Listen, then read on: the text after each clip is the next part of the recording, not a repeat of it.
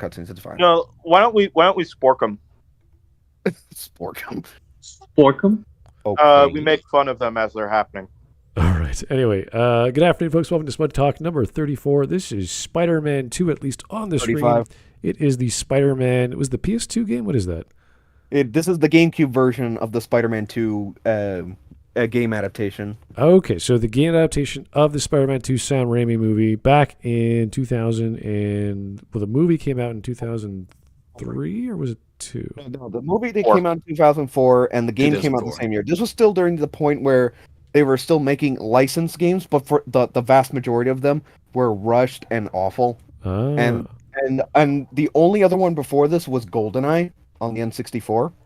And so when this one came out, like, not even 10 years later, it's like this game, the Spider-Man 2 game was pretty much a sleeper hit from how good it was.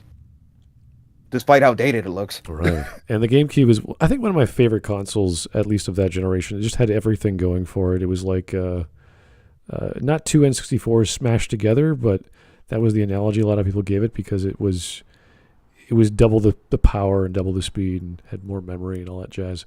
But it had a lot of great games on it, and always talk about Metroid Prime and a bunch of other series. But yeah, no, it had a lot of good games. So if you got your money's worth out of the GameCube, so there's some gems on that series. You gotta remember, if you can emulate it, go for it. Oh my god, the building popped in. Yeah. Oh, they actually had him voice act in this. Yeah, they brought Toby back and Alfred Molina back for the game. Not anyone else though. Oh yeah, Kirsten. No. It does, I'll give you that one. But yeah, this is... I don't remember who it was that wrote the book, but this game ended up on the book, 1001 Games You Must Play Before You Die. And I'm pretty sure it had a pretty high spot. It's the usual thing. Yeah, it's a meets girl, it's a game that loses girl. it is shocking how good it is, especially for its time. I'm getting ahead of Yeah, myself. but especially given the reputation of licensed games at that point. Yeah, although I will At say any there's point. one thing in here, and More my Ginga, life you is have to gonna do this at least once, even though I know everyone hates it. What? Pizza time. Sometimes it's just a mugger. It's pizza You time. have, well, I mean, no, you have to do it, and mandatory at least once. Yep. I know you have to do it at least once, but let's try to get as many through as we can. It's my home. Nah. Well, this is going to be mostly the story and a couple side activities for the sake of meeting the quotas for each chapter. Okay. Like points and stuff. Yeah, this is a chapter system, but it's not that bad. The chapters are pretty short if you know what you're doing. If you know how to get the points that you use as also that doubles your currency, if you know how to get those fast enough, like challenges, like street crimes, all that, you can beat this game. Well, not quickly, but you can. I certainly was able to beat it in a single day, and I didn't even notice. God damn, he looks good for 2004. Holy shit. There's only one Spider-Man. There's only one Spider-Man. Yeah, right. Well, yeah, there was before that Clone Saga. Oh, We don't talk about that. We don't talk about... We do not talk about Ben Reilly. Well, sequel time already. Okay, you can talk about Ben Reilly, but you can't talk about what happened at the end. Hey, wait a second. I know the voice. Meanwhile, it isn't a Raimi Spider-Man game without Bruce Campbell. Yeah. It's Bruce Campbell's voice. Yes, he also narrates in the games. He was the funniest thing of the first game's tutorial. Made a cameo appearance in both films, I think. All three of them, actually. All three of them. Yeah, and he even has a cameo in No Way Home. In No Way Home or Multiverse of Madness? Both. Now, were there plans? Let's not bring up Multiverse of Madness. That was just painful. But hey, to be fair, his cameo Multiverse of Madness was actually really funny still. I did hear there were plans to have him be Mysterio. Yes, Mike and I have talked about this before. So like that would have been so great. And even the one scene in Spider-Man 2 that like specifically like hits the nail with the hammer. Hits that nail on the head with that. It's like it helps maintain the illusion. It is, yeah. Just Campbell Mysterio, goddammit. Want to go back? That would have been great, yeah. But yeah, one thing I wanted to mention is that the stigma against licensed games never disappeared. Like, remember, the video game market crashed because of one of those bastards. Well, that was back in '83, and it's like there weren't as many never afterwards. recovered. I mean, true. But then again, we did still get a couple, like a GoldenEye in this game. But funny enough that the fact that licensed games really started to slow down after Spider-Man 2, because a lot of people realized that they really weren't going to be able to top it. Well, no, it has nothing to do with the fact that they couldn't top Spider-Man 2. It's because as games got more and more complicated, and the deadlines for actually making these games for these movie tie-ins with greater and greater delays, it makes it very, very hard to actually produce a game within that time span that's going to be any good.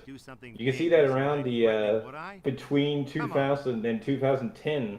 There's a bunch of movie and tie-in games. Most of it ended up on DS because those were relatively simple, while the consoles were spared somewhat after the PS2. Yeah. Yeah, because all they care about in that place is the big old dollar sign. Yeah. Well, that's always been the case, but problem here is that there's no money to be made if your game comes out 2 months after the movie. At that point, the hype's dead. Great, you made it. That's the only reason why anyone bought the fucking Amazing Spider-Man games, is because they came out around the same time as the movies. That was a strategy of a lot of games to release multimedia, not just the movie, but the game, the books, and comic books, Shadows of the Empire, yeah. the Happy Meal, the posters, Yeah, like all that stuff. It's a classic strategy, but unlike... Oh, you can actually enter houses. Nice. Spidey stores. Yeah, same shit. But, really, the biggest difference here is that you can write a comic or a book, or like novel or whatnot, or paint, well, draw a comic, you get what I mean, a lot faster than you can ever produce a video game. Oh, yeah. But when they signed these deals to make movies, at least back in the day, it was like, okay, we're going to make the movie, we're going to have the deal with McDonald's, we're going to have the video game, we have a year and a half to plan this. Can this all happen? To the point where what was it? Batman Forever literally had a scene early in the movie where it's like the part where he's getting into the Batmobile. Okay, drive through. That was literally for the McDonald's tie-in. Yep. But another game that comes to mind when I think of good tie-in games is, do you guys ever play Peter Jackson's King Kong, the video game? That's actually a really good one, actually. Peter Jackson's King Kong, the official game adaptation of the movie. No, it is legitimately a good game. I will fight people on that. Yes, it is really fucking good. It came out, I think it's 2006. Yeah, it's shocking how good it is, and what's even better is like the game's story is actually better than the movies because they actually were able to do a lot of the stuff that Peter Jackson wanted to include in the movie but didn't. And the reason why it was so good is because they actually got Peter Jackson on the project. He was the one that went over and went, okay, can you tell the story for video game form? Because I know that Spielberg got his gig done with video games. Right. Did Lord of the Rings receive the same treatment? No, Lord of the Rings games are terrible. Except for the Lego one. No, there's a lot of good, like War for Middle Earth is really good. Okay, I'm talking about like the ones directly based off of Peter Jackson's movies. Can I just say real quick, this is the game that made me appreciate Ragdoll on a whole new level. Oh, but how can you do that, Ginga? You're supposed to have the cops on your ass the moment you don't follow the law, like an Amazing Spider-Man game. Wait, because this game has good game design, it allows you to have fun. Okay, so for those that don't know, the Amazing Spider-Man games had a mechanic where if you don't do the fetch quest that pop up at random or whatnot, your infamy meter will rise, and the more infamous you become, the more drones and soldiers and cop cars will show up in the world and try to kill you. Like they'll have. Was that the one that had Venom in it? Yes, no, that's in Spider-Man 3. Yeah, the Amazing Spider-Man 2. The Amazing Spider-Man 2 game had Carnage. Yeah, not the Spider-Man 3 game. This was a different one where it was separate from the movies. You mean if it was separate from the movies? The only I think it was Ultimate Spider-Man. That's one of them. Yeah. Spider-Man Shadow Dimensions. No, that came after one. This one had a cel shaded effect for all the characters. Friend or foe? Oh. I know which one you're talking about, but I can't remember. That was Friend or Foe. That was the beat 'em up. And that one's actually pretty fun. Yeah. And that's actually the movie Spider-Man too, in that game. Yeah. This CG's really good. Spider-Man 2. I was just about to say, yeah. 2014 video game. That's the one I'm talking about. Okay. It has Carnage in it. Yeah, that one specifically had Carnage. But the one that there's quite a few games that have Venom because that was a point after the 90s where like half the games up to a certain point had Venom in it or some variant. Yeah, I mean even the amazing PlayStation 1 and 64 Spider-Man game, Venom shows up about halfway through it. That game is a masterpiece. I don't care what anyone says. Oh no, I agree. I mean, that was the Spider-Man. I actually didn't grow up with Spider-Man 2. I grew up with that, which is also odd because I was born in 2000. I grew up with the PS1 game as well. That was my first Spider-Man game. Yep. You watched the TV show? Yes. I watched some of the TV shows. I would say I did not see I saw the 90s Spider-Man on like reruns on like Toon Disney and stuff like that. But like when I was growing up, the Spider-Man that was on TV when I was growing up was Spectacular Spider-Man. That one was amazing as well. Yeah. That was really good. And so that's the Spider-Man that I grew up with. Sam, you brought up the 90s cartoon. I believe it's like, and yet that's the one cartoon that's done the Clone Saga the best, let alone better than the comics. See, you know what I loved about Spider-Man? My favorite part was Venom. Venom was always my favorite character. Well, that was a lot of people, yes. Yeah. Although I will say the 90s Spider-Man has some of the best bad voice acting moments of any show I've ever seen. Although then again, it did have like several times more good acting. Yeah, oddly Oh no, enough, I agree.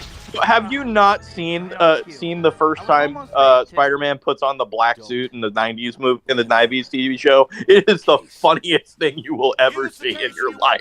Oddly enough, in terms of like maturity, I would say it's probably second, if not third, in terms of 90s cartoons at the time. So you had like Gargoyles and Batman and a bunch of other like X-Men. X-Men was basically a soap opera. Spider-Man. Oh, they're bringing it back actually. The original, the original cast. Oh, really? Now, if I remember correctly, there have been people saying, like people working on it, that's saying that it will be true to the original. But then, before that announcement, there was this one bitch that it was ultra woke that was pretty much guaranteed gonna ruin it. Now, I'm pretty sure I think that she might have gotten fired because of that. But wait, true to the original is in I'm covered in scorpions. Oh man. I don't believe that for nice. I don't believe that for a moment because in the original X-Men show, Wolverine he finds his faith again. You cannot have that in a modern cartoon. Don't worry. It would be absolute blasphemy. Fair point, because again, it was the 90s, and to go back to Spider-Man, it's like, not only did it do Venom justice, it also did, like, at least, like, the early portion of the Maximum Carnage story, right? Like, just the debut of Carnage. Like, did you guys ever play the SNES Maximum Carnage game? I'm sorry. No. The red cartridge, the blood red cartridge? Yep. Yeah, that was specifically as a selling point for that game. And then it got a sequel. What was it? Separation Anxiety? Why does he look like an armless Tom Holland? Jesus. You're asleep in your seat. Notice he doesn't have his right arm is missing. Yes. He doesn't look like that attention to detail. It's Kurt Connors. Okay, that was an accident, but he becomes Lizard. Yes, he is. That is Kurt Connors. Yeah, they never made him turn into the Lizard though. That is a missed opportunity. Actually, he does in the third game. In the game, but not the movies. Oh my god, you weren't kidding. They actually made a sequel called Separation Anxiety, and it features That was based on like the 5 offspring that Carnage had after his debut. Yeah, which only one of them is really interesting. Toxin, right? Okay, 2 of them. Well, Toxin is like basically one of his offspring like bonded to a cop, and it's pretty much the only like immediately good symbiote character. The only one It's not the anti-venom, is it? No, anti-venom is a whole separate thing that came in years later. That was during when Mac Gargan got the Venom symbiote, Scorpion. Shout out to Legacy. But that was during a point where it had left Eddie Brock and bonded with the Mac Gargan. And then Eddie had been diagnosed with cancer at that point. And then he encountered Mr. Negative. And then Mr. Negative was able to pull out like the small remnants of the symbiote that were left over in Eddie.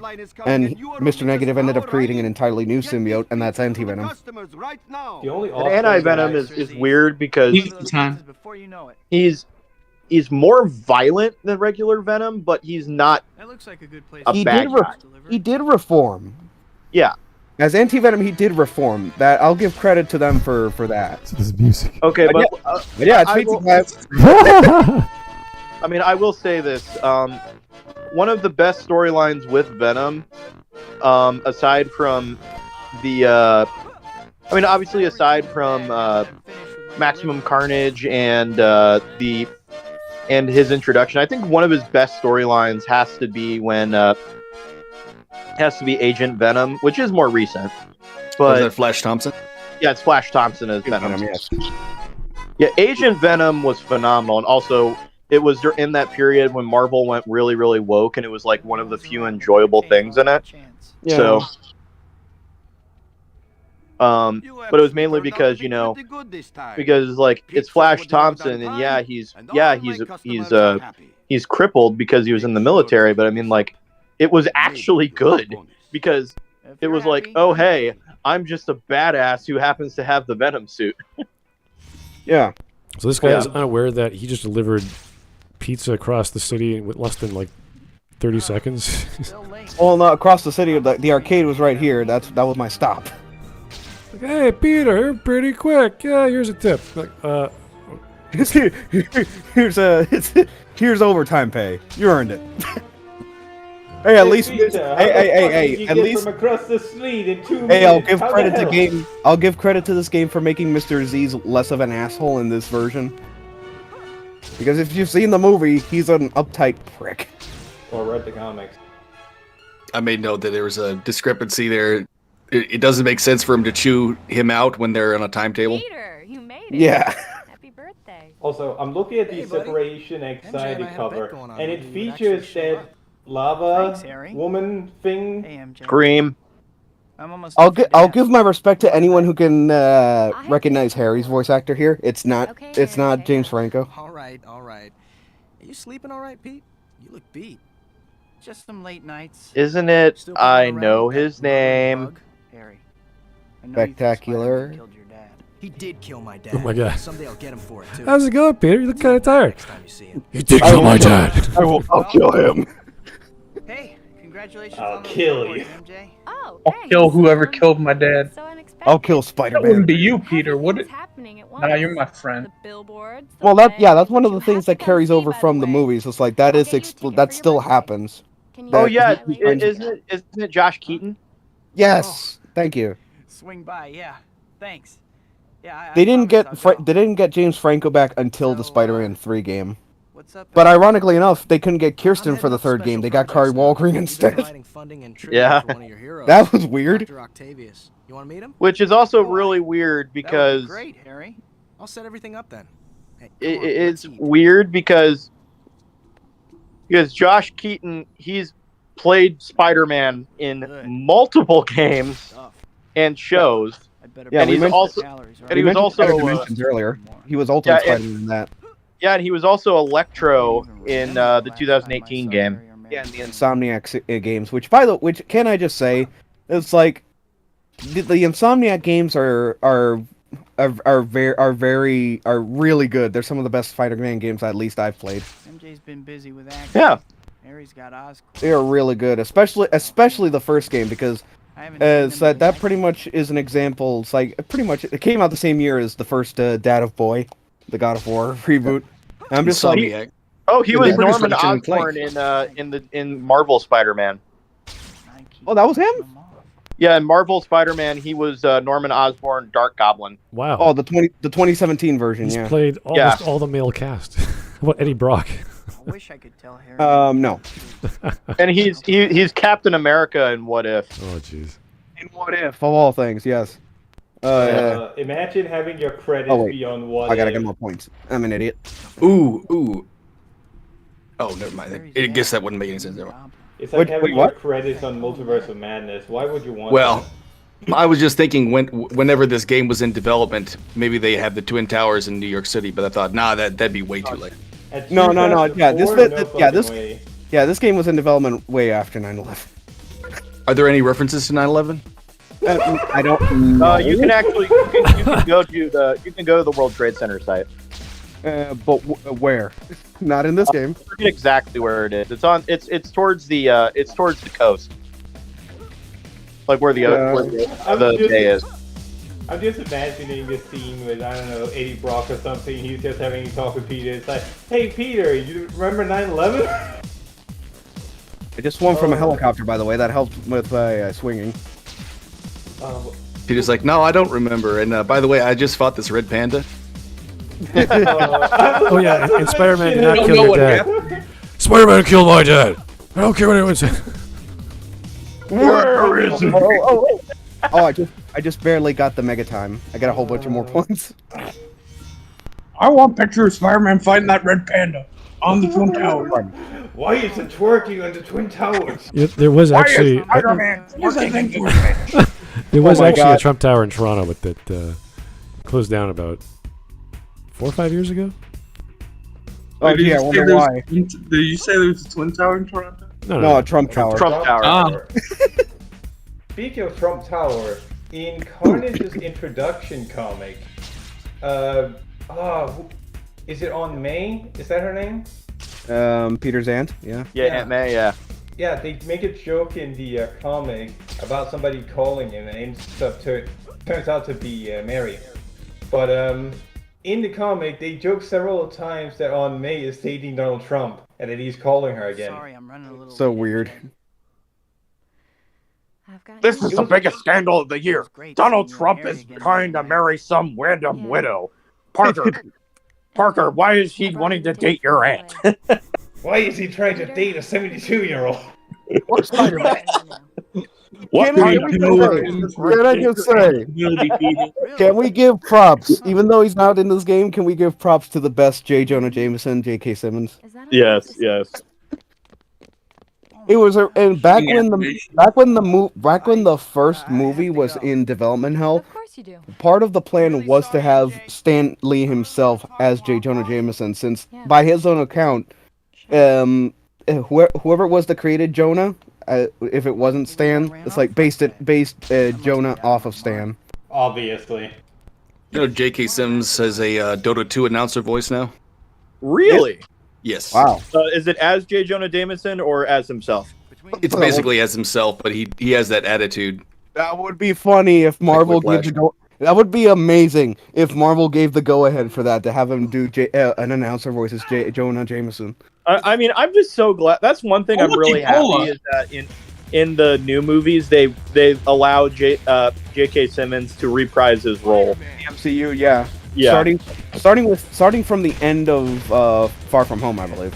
Yeah, but I mean, like, I just find that it's really funny, and it's also a nice callback to the original. Plus, I find it really funny that he's kind of just a massive Ben Shapiro reference or Alex Jones reference. They actually did make him like a glorified Alex Jones, which is the sad part of the MCU Jonah. Well, I mean, to be honest, that fits Jonah's character, though, if you really think about it. The personality, yes, but not like being a complete asshole with what he's saying. I do recall they've made some attempts to humanize him. Like, I remember Peter had like a heart-to-heart to him with him, like took off his mask and like... Finally? Because that almost never happened. Jonah. Yeah, I don't remember when Wait, it pay happened. attention to this last one. Oh God, This was Ragdoll. not the art, but I like it. Not even the ragdoll. That last one was a reference to an actual painting. I forget the name of it. But anyway, as someone mentioned her earlier. Oh my God, the Damn! pixels. Yeah. Nice moves. Very practical Why does get her up. face look so If- good for if 2004? Why If is I- her face and chest a different color? If I remember correctly, she was supposed to be in the movie, but they cut her out. She was in The Amazing Spider-Man, not in the suit, but Felicity Jones was supposed to be her. I think. Yeah, Felicia Hardy. Yes, it's like another missed opportunity. That was gonna be the plan with her. They were gonna do a whole bunch of other movies: Amazing Spider-Man 3 and 4, the Venom spin-off, the Sinister Six spin-off, the Black Cat spin-off, which all ended up becoming their own movies. Of which, honestly, Venom 1 and 2 are the only ones that are good. And all of that was planned before Amazing Spider-Man 2 came out. It's like I remember. He released it unfinished, but I remember way back when Confused Matthew released his like an unfinished version of his Sony commentary, where he pretty much lays all that out. And I'm just like, oh, how times have changed.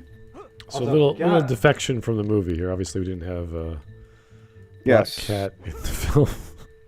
God damn. I can't begin to imagine how many film, like boys I said earlier, turned into men playing this game and seeing that fucking model. Holy shit. Yeah. Well, I gotta be impressed. They don't have the lip sync. It wasn't figured out till a few years later, but they're doing a decent job in this one. I remember KOTOR came out in 2003, and they didn't have lip sync going, even though every character was almost fully voiced.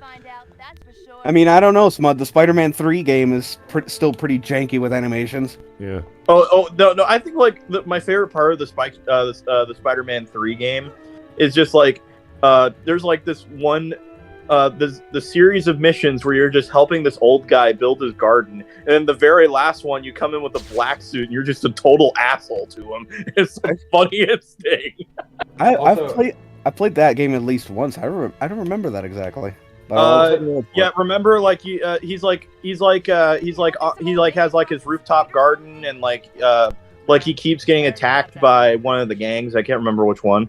Wait, didn't Half-Life 2 come out this year? Yeah. This game came out the same year as Half-Life 2.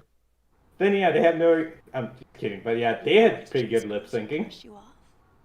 No, only the naughty ones. I have standards after all. Standard is the word. Spider-Man, quit staring at her chest. The games did. That's all there is to stare at. No. Just teleports. Where'd you go? Can I just say the game adaptations of the Sam Raimi movies did Tobey's Spider-Man a lot more justice with with his personality when he's in the costume. So the whole point was for you to chase this random chick with her superhuman powers. And then she just takes off. My dude, that's Black Cat in a nutshell. She teases Peter to hell and back. She doesn't have any superpower though, does she? She does. In some versions she doesn't, in others, in most she does. To go back to the animated series, it's like the story behind. Oh, there's the door. The story behind Black Cat in the animated series is that her father, I forgot his name, Hardesky. It was a kid when they were creating Captain America, and he was able to snag a peek at the super soldier formula. And for most of his life, he's the only one that knew about it until he had a chance encounter with the Kingpin, where he forced Hardesky to give the formula to Fisk. And the first and only other person to get the formula after Cap was Felicia Hardy, and that's how she's Black Cat in that universe. I just like the fact that it's like Wilson Fisk is like at the same like the strongest and like really conniving supervillain, but at times he just does the dumbest things. The animated series also had the best Kingpin, by the way. That voice just completes the character. Oh yeah, I agree. I mean, the only one that comes close is Into the Spider-Verse, and even then I would still say that the animated series did it better. Finally, someone who hasn't been bamboozled. And he even had one of the best lines in like the final story arcs. Like, there is no profit in the destruction of the planet. It's just bad for business. That line was from right before Spider Carnage destroyed the multiverse. Well, oh my God! It's knockoff J.K. Simmons. Well, a lot of people like the real life depiction of Kingpin from the Daredevil series from Vincent D'Onofrio. Oh, he did phenomenal as him. Well, to the point where they brought D'Onofrio back in the Hawkeye series. Oh, yeah. Third time, like at the end. Why not? I don't know either. And I mean, they did say that Charlie Cox is returning as Daredevil in other projects. So yeah, what did they do with him and She-Hulk though? Okay, to be fair, yeah, She-Hulk was fucking terrible, but at least it's kind of like, you know, At least they acknowledge the Netflix series. I mean, even though we haven't seen I Punisher would rather or Elektra. I would rather die in the back of a shed than That still have doesn't mean that they She-Hulk. earned that ending. They didn't earn that meta ending though. And They the, didn't- Is there a random they didn't newspaper earn that says moment- "Holy cow"? The moment, let me just say this quick. The moment you look at Scar at the last 5 seconds of the show, it's like, my boy, look how they massacred my boy. It was so bad it gave him his eyesight back. Also, fun facts, like fun little oversight here. It's like if you run into the corner here, it's like you're interacting with the door like constantly. Huh. Yeah, but anyway. They deserved to name drop nothing that they didn't She-Hulk. They didn't didn't deserve earn to mention any the of that. Netflix show. Okay, didn't I earn at any least of want to this. say this. Agents of S.H.I.E.L.D. had the best version of Ghost Rider, and that's even including the fact that Ghost Rider was played by Nick Cage. Did anyone watch Well, Agents of S.H.I.E.L.D.? Nick Cage knew it was bad and he rolled with it. Well, yeah, that's because Nick Cage just does that. He literally does not care what movie he's in.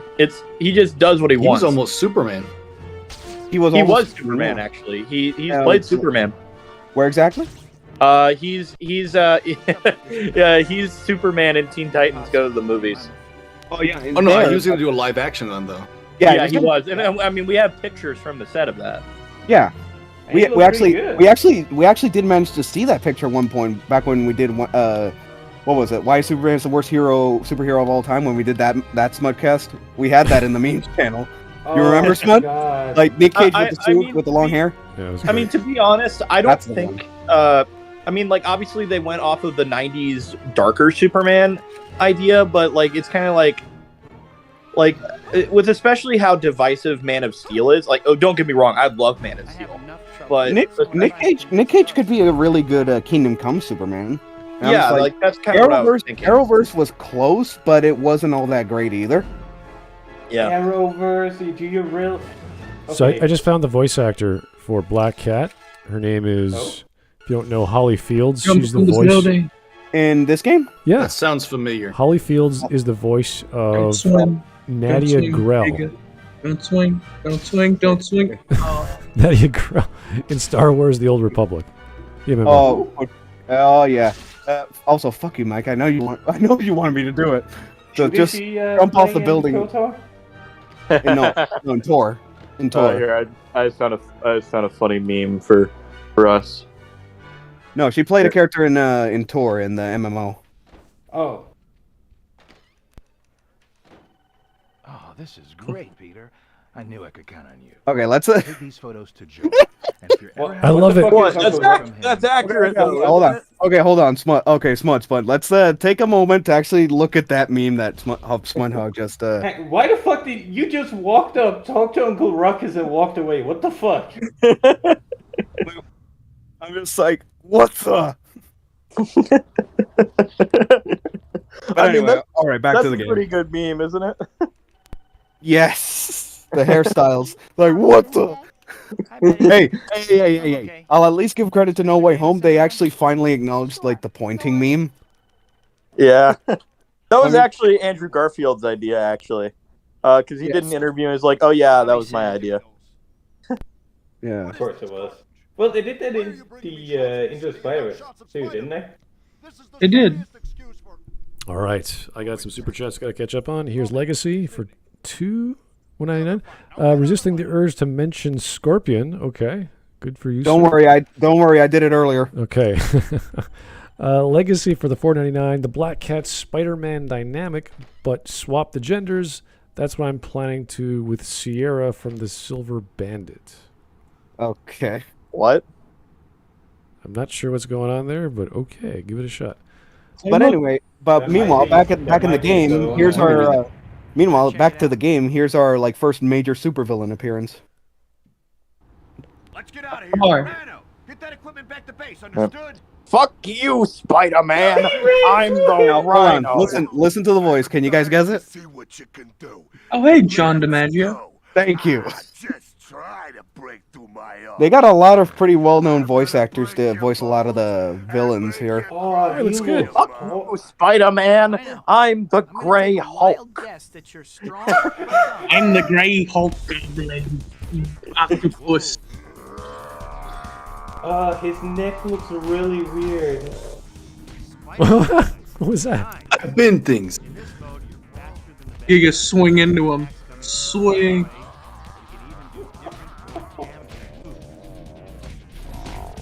Paul Giamatti really let himself go. I knew you were gonna say that.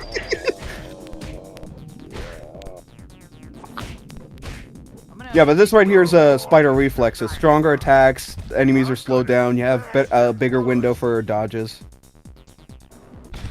Breakdance. It was underwhelming. I love the Casio keyboard music. I know, right? Beam, beam. At least swing. It's swing. Oh. Okay, why is this so He's got a bomb. Why is this Peter, so no. Were there any games where Spider-Man fights the Juggernaut? Yes. Dimensions, actually. Yes, there's several. Because at least I remember Shattered Dimensions, whereas like it was level that Shattered Dimensions was level based. Each Spider-Man got 3 levels. Juggernaut was Amazing Spider-Man's last level. Yeah, and also Marvel Ultimate Alliance also has both characters in it. Oh yeah, that too. The Like first pinata. Remember when Amazing Spider-Man 2 baited Rhino's fight, and then that's how the movie fucking ends? Amazing Spider-Man That 2, was yeah, that was awful. Fucking bullshit. That was awful. I'm just like, It's like- quit. Like he quit for 5 minutes and then he became Spider-Man again just because Rhino showed up. Which is fair, like that's totally a Spider-Man thing. But you can't just promote the entire movie with the ending shot of the movie. I know several people that went into that fucking movie just to see Rhino be realized on the screen. Because the That fight never was fucking happened. cool. And it never happened! They pulled out. They just went, no, I'm too scared. Yeah. I'm missing it's there 100 more points. Spider-Man went in, beat up women, got paid. A lot of the lines from when he accepts these the question mark crimes is like this. A lot of them are pretty good.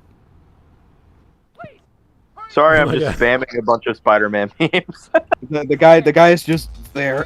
Is he a convict? He escaped prison? Like, No, it's construction. Oh. He was just taking a leak and then... No, Gigaman, hold him up. Pick him up. Don't worry. Jesus Christ. This man is made of steel. He is the man of steel. Grabs him and throws him around. That should be the next. Although he waves. Yes. He He's got like, that was whiplash. nothing. He got It's whiplash all the way down to the ground with that web, and I was like, Speaking no, I'm of- okay. Speaking of Whiplash, I did not know this until I was reading up on it, but Gwen Stacy, when her original death, like in the Amazing Spider-Man 2, like that was actually in the comics too. Like they had to explain that. They're like, how did she die? It's like Whiplash. Yeah, it was still butchered though. Yeah, I mean because she originally dies because she gets hit by hit by Green Goblin. Yes. Yeah. Yeah. And I mean, and honestly, it was really weird because it's like there's like a whole retrospective of I forget who made it, where like you okay? where it's like MJ was basically created to replace Gwen Stacy because Gwen Stacy was not liked. She was still a really good character though. Yeah, she was, but then so then they got rid of Gwen Stacy and brought in MJ, and then everybody started asking for Gwen Stacy back. The sad thing is that even in the Ultimate Universe, where they made MJ the first girl, Gwen was still a good character. It was still a better character than MJ.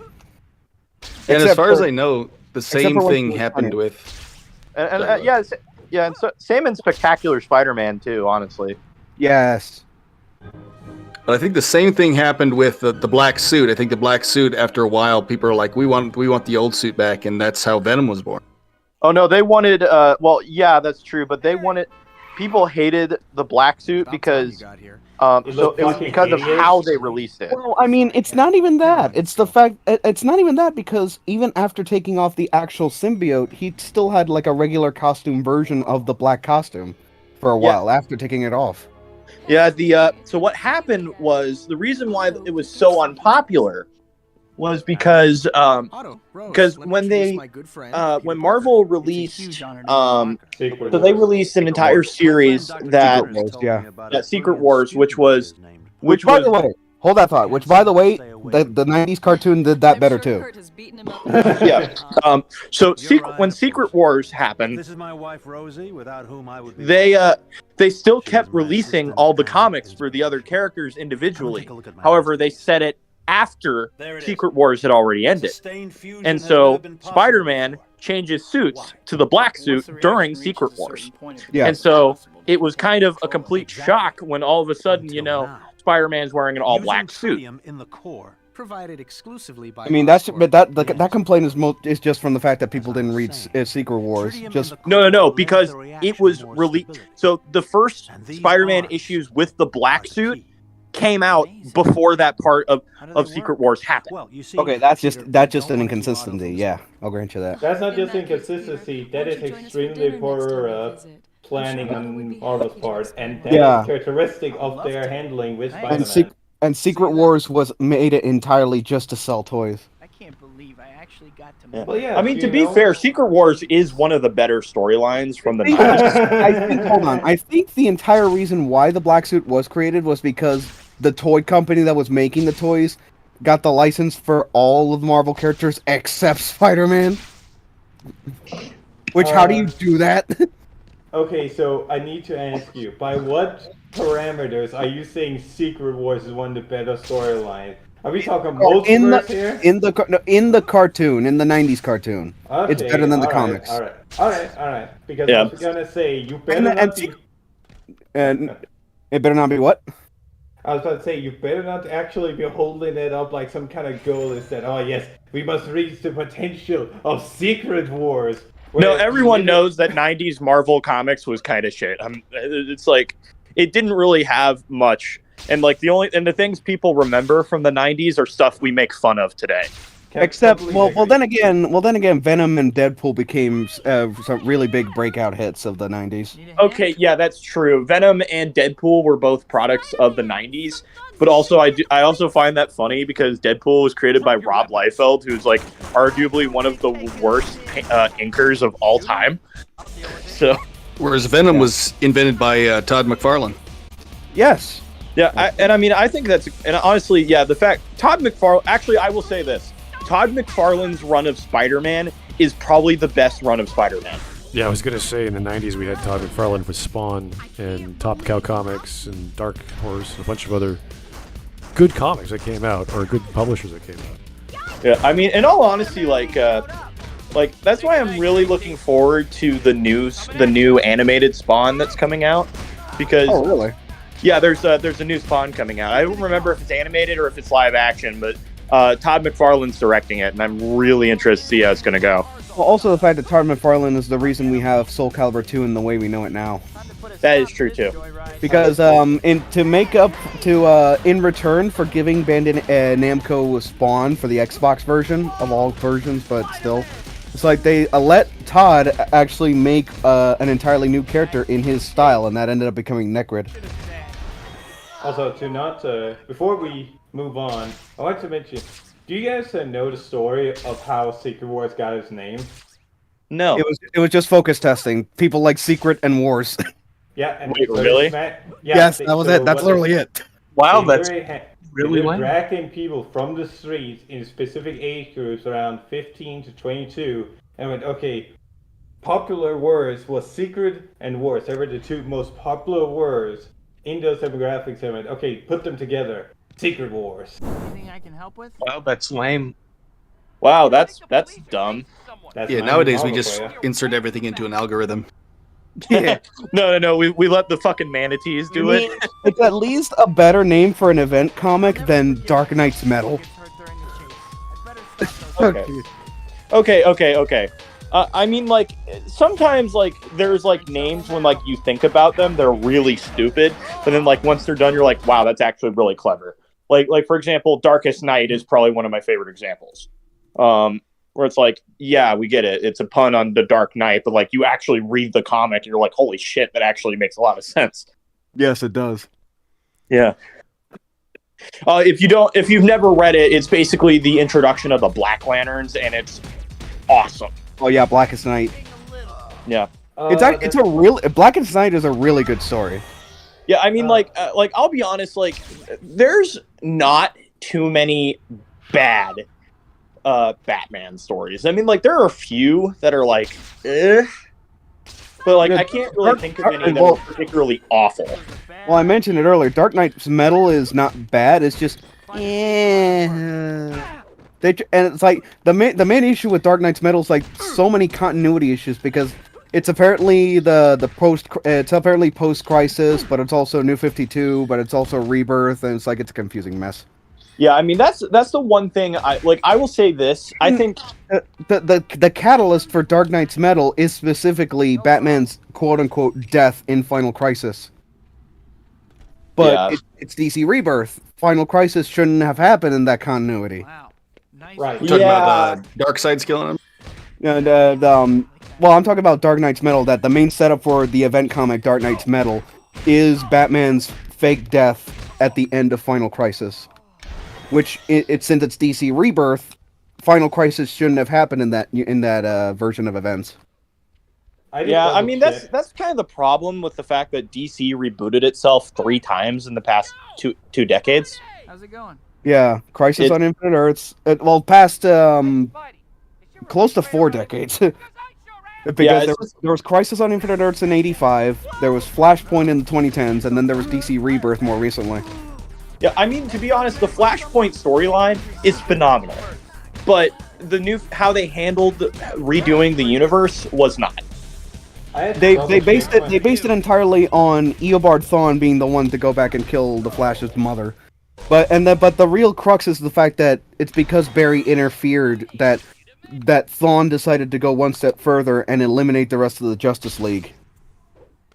I had to double check that we were actually talking about the same comic in positive terms in reference to the Blackest Night, because the only reason I remember that fucking comic line is because it's the last time Panther has shown up and was as a fucking zombie goon just holding up one of the secondary characters. It both makes sense and sucks at the same time that I think it was what was it? I forget who it was. I think it was Black Hand. It's like one of the first casualties of Blackest Night was Kyle Rayner because he was originally the White Lantern that solved that issue originally.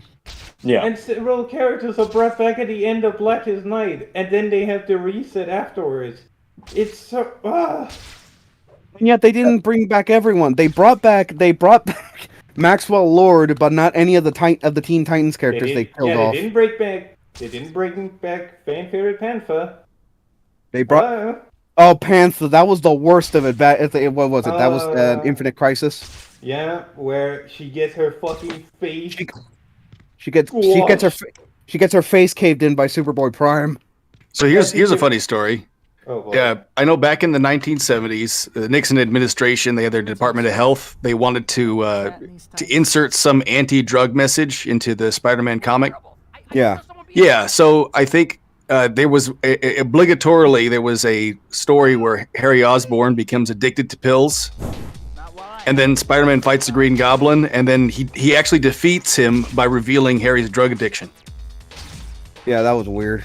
Yeah, but I mean, that's also a really important comic for another reason, because it was one of the first comics to really defy the Comics Code Authority. I love this. Yes. Yeah, so it's a really we think it's silly now, but it's really it's a really important comic if you really think about it. Yeah, like you said, they defied the authority. So I think they had to go into compliance because it's like, oh, we don't want to mess with the Department of Health. The Comic Code Authority never made sense to me because it was wholly specific to. Well, it's kind of like cancellation in social justice terms, because if you go back and read like the 74 Wonder Woman run, like the first issue of the comic features a skeleton pilot, like a man being melted down to a skeleton, grabbing the main pilot who's going to become Wonder Woman's main love interest, and calling his mother a whore, and he tries to strangle him in the cockpit. Welcome to Mod's Wonder Woman.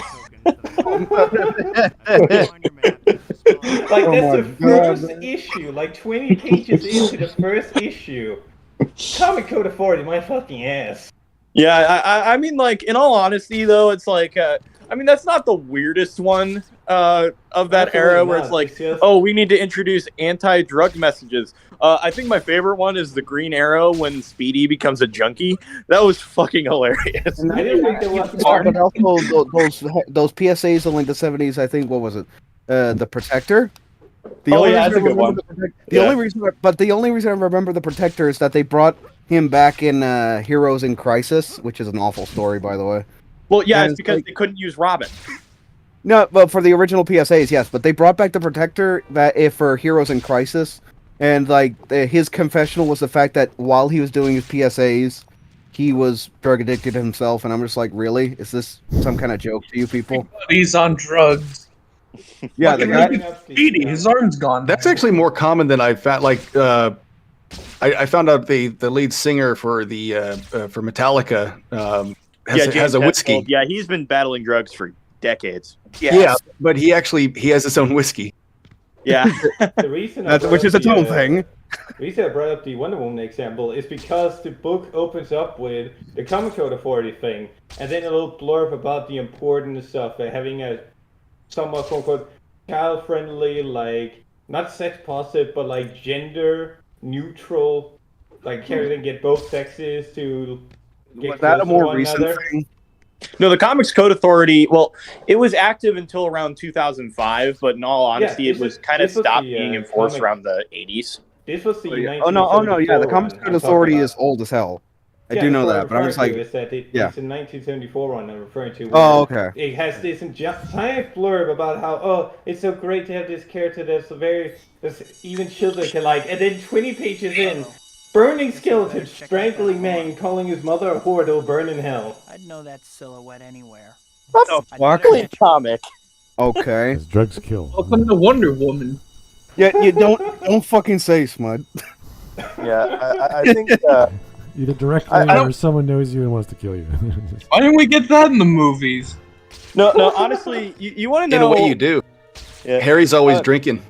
Honestly, no, you want to know Well, like that's one of just the alcohol. most That's not fucking. drugs You want to exactly. know? Yeah, you want to know one of the most fucking random moments in any comic book I've ever read.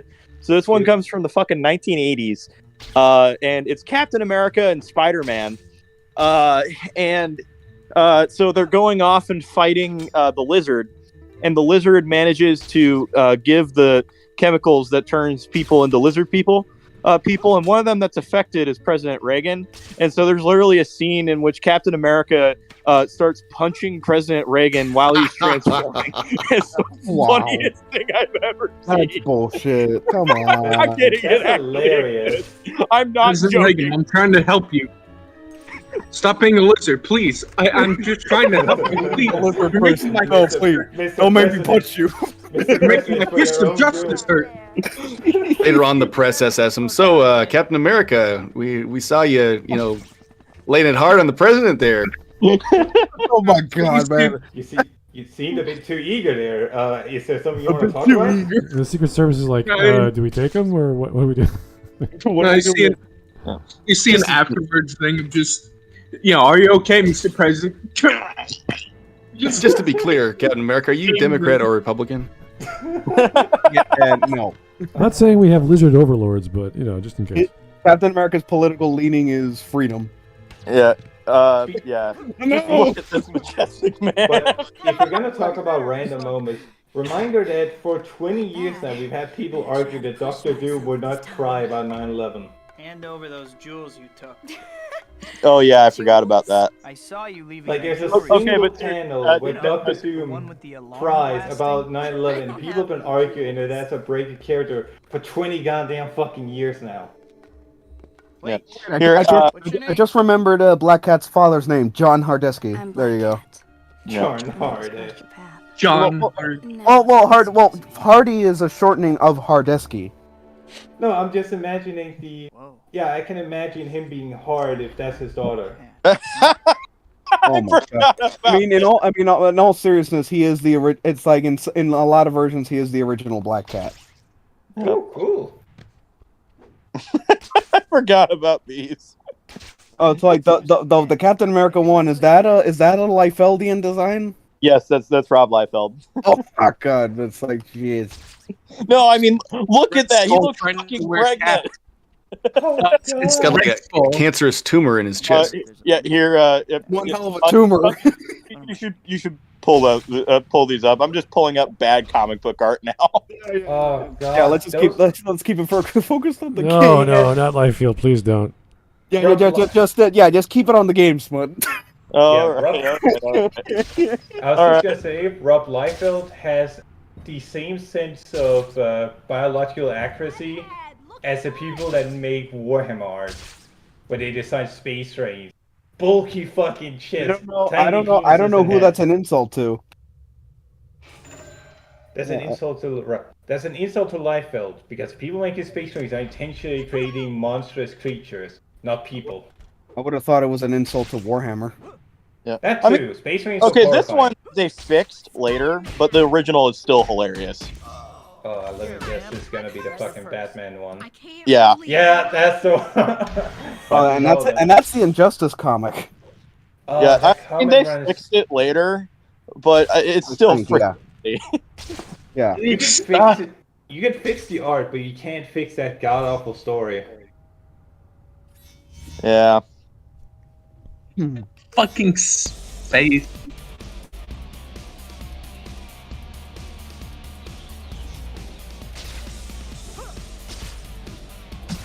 I do want to say that of all comic book characters, it's like the Batman and Superman, Batman and Spider-Man, without a shadow of a doubt, have the best track records when it comes to games. I think if you want to be technical, Spider-Man better than Batman. Yeah. Damn, I didn't get the Mega Time. Shit. But anyway. Well, Spider-Man had more of these. What would you call this type of game? The action.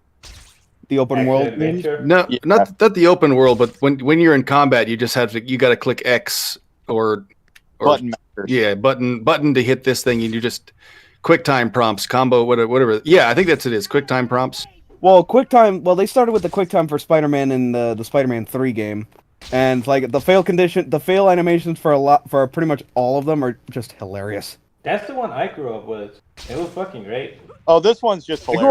I grew up with the Wii version of the Spider-Man 3 game. It's like it is a massive downgrade. Yeah, it is. Fuck you. Fuck you, Menace. Peter. I guess Menace. I'm running late. Yeah, someone called me. No, someone called me Menace in the game. No, it's like all those like little one-off dialogues as you're going through the city, like closer to ground level. It's like it's great. Can you grab her and make her Spider-Man? Can you just grab her, run up the side of the road, something? What? Can you just grab civilians and just run up the sides of buildings? Dear God. Not the civilians, but you can do something close to that with the enemies. There is a grapple technique in this game. I'm just imagining a woman screaming "Menace" and then Spider-Man just going, "Oh, I'll show you a Menace," just grabbing her and whiplashing her spine. Hi, Peter. I'm glad you made it. Hey, MJ. You know, we were talking about the costume earlier. I know that Steve Ditko had an interview where he said that the costume was supposed to be orange and green, I think. Ew. Huh. I mean, technically, Jack Kirby designed the original design for Spider-Man, but Stan Lee hated it.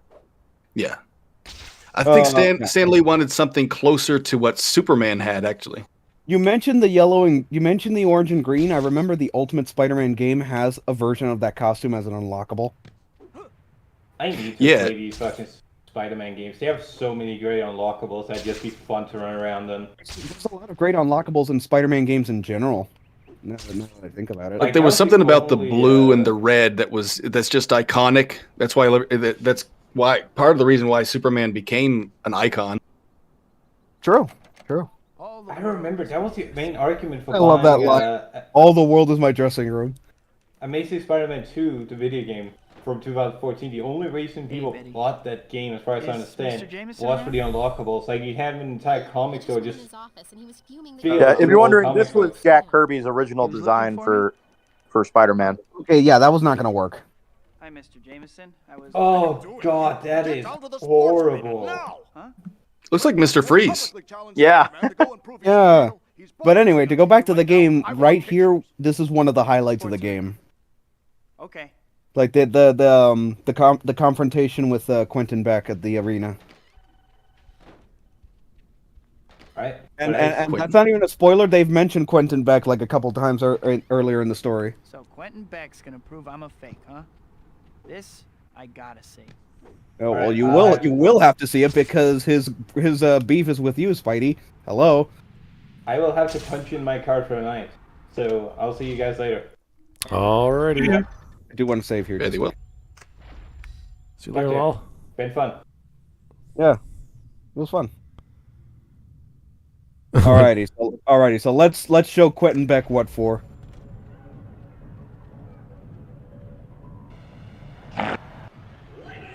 Meanwhile, incredibly low detail audience. Just a bunch of cardboard cutouts. Yes. You see Quentin Beck just he We can't are get live here at I don't know if that was a detriment of the engine of the game, or if it was a detriment of the fact that from the fact that it's on the GameCube. I do not know for certain. Your special WWE. You got it, Bradley Beck. Oh. Hi, Josh. Trying to make a joke, but I can't. Okay. Quentin Beck. No relation to Glenn Beck. Heh. And there's the man himself. You know his legendary work from such films as Cyborg, Babysitter, and Tears of an Alien Bounty Hunter. A man who has worked tirelessly for the entertainment. Funny, you make a video. Ladies and gentlemen, it gives me It's like, I don't remember this from the movie. Creative liberty, my dude. Yep. No, that would be the irony. The entire video. Another well-known voice actor. I don't like people building a career off bad-mouthing me back. What about that newspaper man, Jameson? JJ? He just has a knack for hiring good photographers. Well, Spider-Man, now that you're Quentin Beck here is voiced by another prominent voice actor. James Arnold Taylor. I'll give you a hint. Hello there. That's it.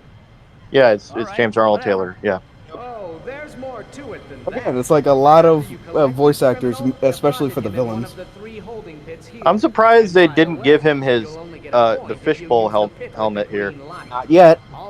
Well, yeah. I know. Get ready for his epic boss fight, boys. The curb stomp that Spidey canonically gives Quentin Beck in this part of the game, that's pretty much supposed to be his Mysterio backstory. Hey, come back here. What is your problem? I'm a crime fighter. What do you expect? So basically, you gotta launch more goons into the green rings more than Quentin Beck. This is why the game makes the grapple move mandatory. Is this legal? No. Yes, It's like Banjo-Kazooie. Yes, you're legally allowed to run these tournaments. For this one night only. It's all right, boys. You want an early parole? You got to get thrown around by Spider-Man. This reminds me of the fact that Ant-Man has like created a facility for prisoners where they're all shrunken down and just placed in these little containers. I do find that really funny, honestly. What the fuck? Fucking ragdoll. The ragdoll's funny when it happens to everyone else except me. Jesus.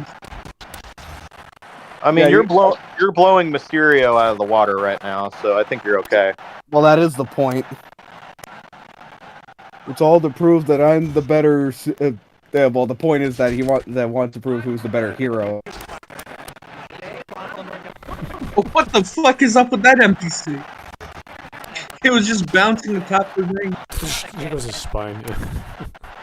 Fuck you, Spider-Man. I will be flying. Oh no, pull it away from him. Pull it away from him. That's yours. No, I can't. Yours, goddammit. No, once he grabs a hold on one, he's got it. Let's see how it is. Okay. He just falls like it's nothing.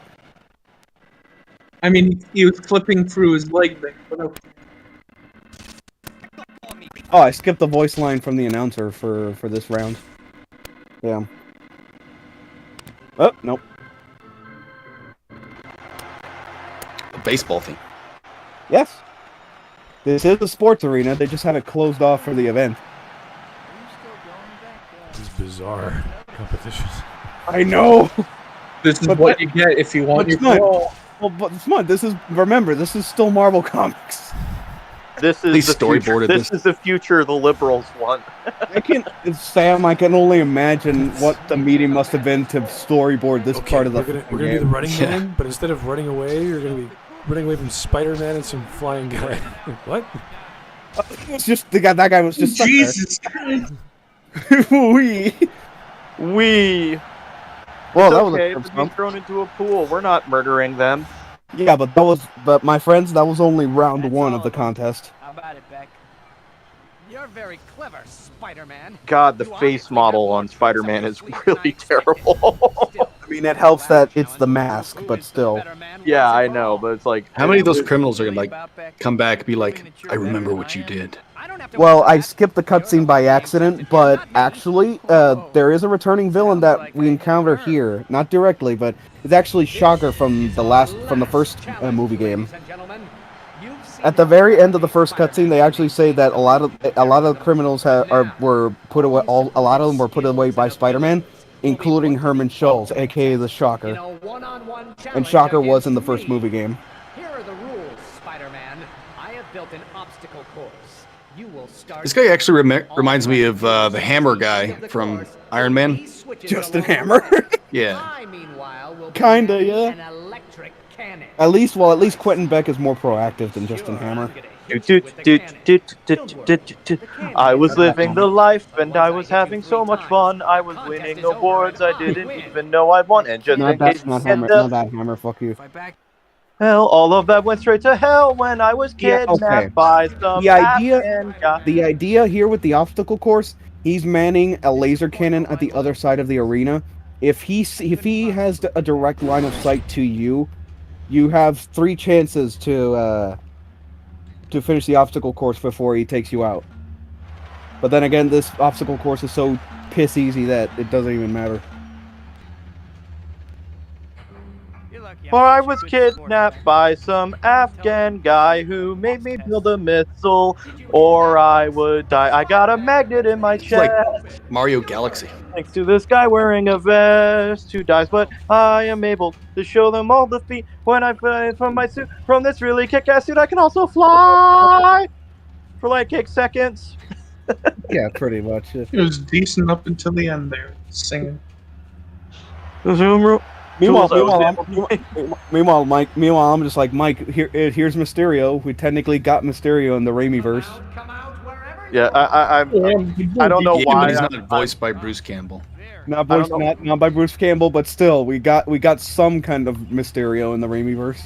Yeah, I don't know why I'm quoting friggin' I don't know why I'm doing the friggin' Iron Man as a musical.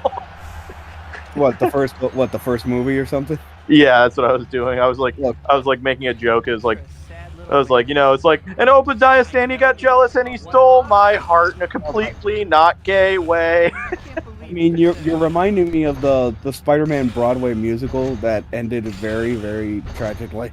Oh, dude, that was terrible. Yeah. To the point where they literally used Deadpool to reference the Broadway musical in Marvel vs. Capcom 3. Oh, my camera. Weren't there like several situations with that thing? I was living the life, and now that everyone knows that I'm a superhero and hammer tech blows, my life is great. Oh, nothing can go wrong. Oh wait, some Russian guy wants me to die, and so I killed him. Right. Okay, to go back to Spider-Man, which is your guys' favorite villain? Ooh, that's tough.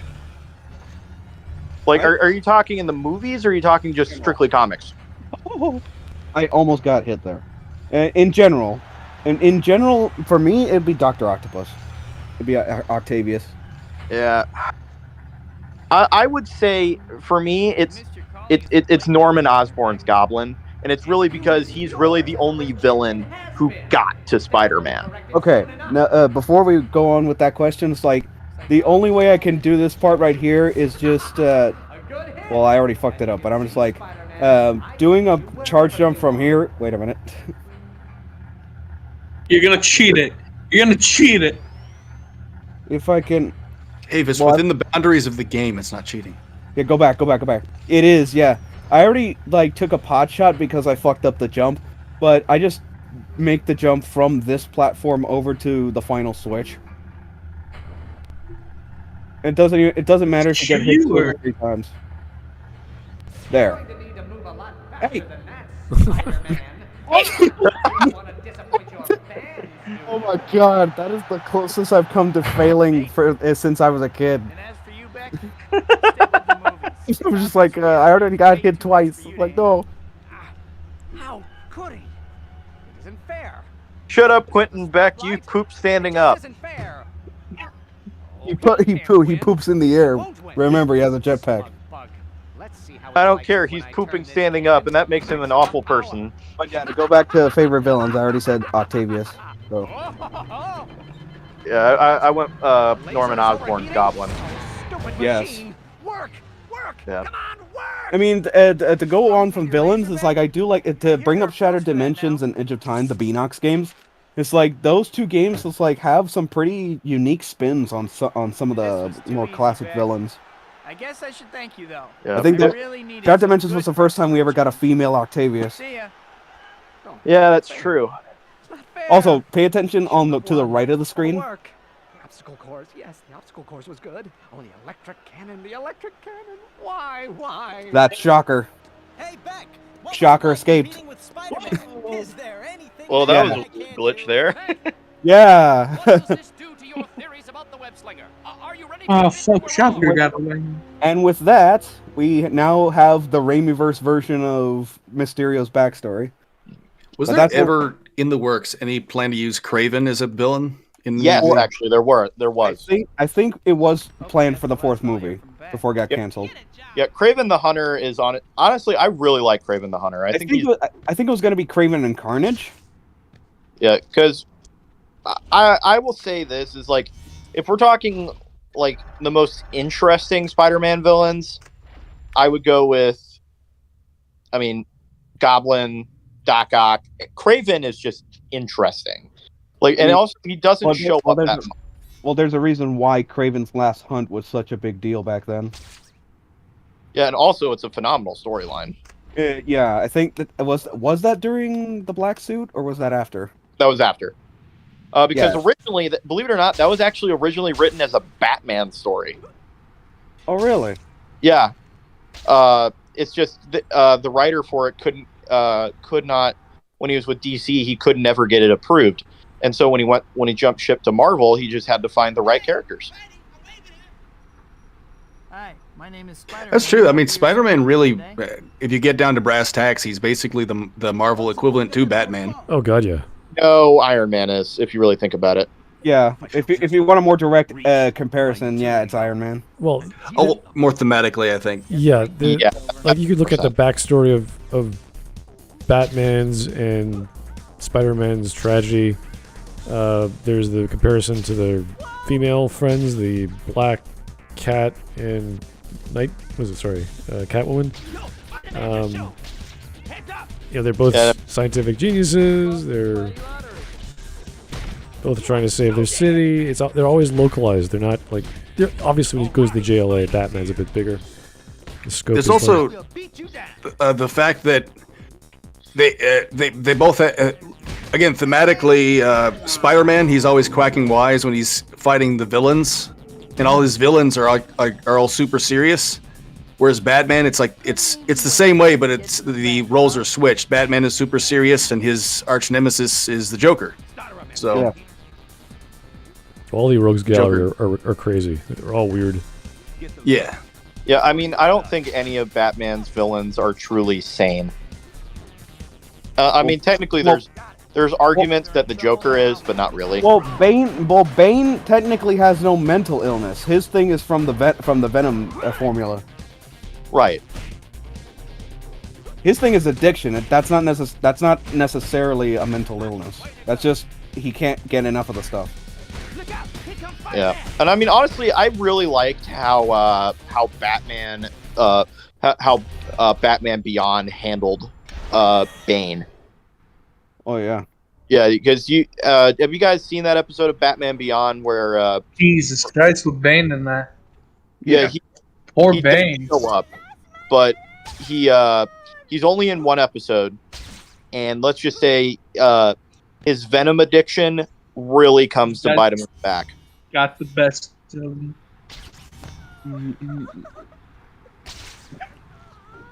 Yes, I feel in charge, little man. I mean, in all honesty, the character from Dark Knight Rises here. I mean, honestly, the best character from like the one Batman villain from in Batman Beyond that actually ends up like kind of okay is Harlequin, and even then I would actually argue that if you're talking about which villain actually is more successful, even with it, it's Mr. Freeze. Try not to puke, okay? Such whiplash with the webbing. This woman cannot walk. And I'm just like, I go around her with the webbing. It's like, just pull her like a fucking rag doll. Just make a mod where it's like, are you okay, ma'am? She just looks all bent out of shape. Oh god, no, she makes noises. Okay, the doctors will take it from here. I don't think the doctors can do anything, Pete. Doctors are the real heroes. I mean, Spidey nearly killed that one. It's true, but still. She starts moving her legs. He's like, wait a minute. It's like, oh, I'm sorry. You weren't supposed to see that. Yeah. Ultra violence. Ooh. Fuck Clockwork you. Orange. I'm going to kiss your... Nope, can't make that joke. All right. You guys are such a nuisance. Ow. That is a massive wrench. Yeah. Bro, where'd he go? Freaking Costco? Think about a career change. No, Home Depot. No, Home Depot don't have wrenches that big. If you want a wrench that big, you go to Lowe's. I knocked him out by throwing him into the wall. I was about to make a reference to the fact that Home Depot is getting robbed left and right. Really? What? Oh, another person falling over. Oh no. Why is Home Depot is getting robbed left and right? What do you mean? Yeah, it's Hold on. Like, I've not heard this. I didn't grab him. Yeah, people just grabbing stuff, walking out. Yep. They're having to hire security. Suicide. Jesus. Should kill it. Let's fall 10 stories. Don't worry, I got you. I'd never let anyone. I love the little wave they do. They're like, yeah, that was fun. No, it's not smut. It's like right after. It's like, hold on, I got you. It just pulls you from 10 feet in the air. You hear a loud crunch as you grab it. Yeah, it's like all you do is like you hear the and then you hear like a really long farting noise. And it's like a long crunch. Yeah, my arms are made of pillows, like crunch like that. Like Mr. Incredible, it's like you hear the back crack, and he's like, "Oh yeah, My back. you got it right out of him." Yeah, that was in the fight with the Omnidroid Model 8 Yeah. in the volcano. Damn, Yeah. mega time. Anyway, Which coincidentally, that movie also came out in 2004. yes. yeah, and it actually had a pretty good sequel. 2004 was a really good year for superheroes. Yeah. Need help? Well, Daredevil. But oh no, that was 2002. That was 2002. Yeah, there you go. Yeah, no, Elektra then. Elektra came out in 2004. If that chase keeps up, someone could get Oh yeah, fair point. Yeah. Well, it's not. There's nothing wrong with the law of averages. Yeah. Also didn't. No. Ghost Rider came out in 05. Never mind. Yeah. No, 2004 in general was there was a lot of popular movies made during that time. Yeah, definitely.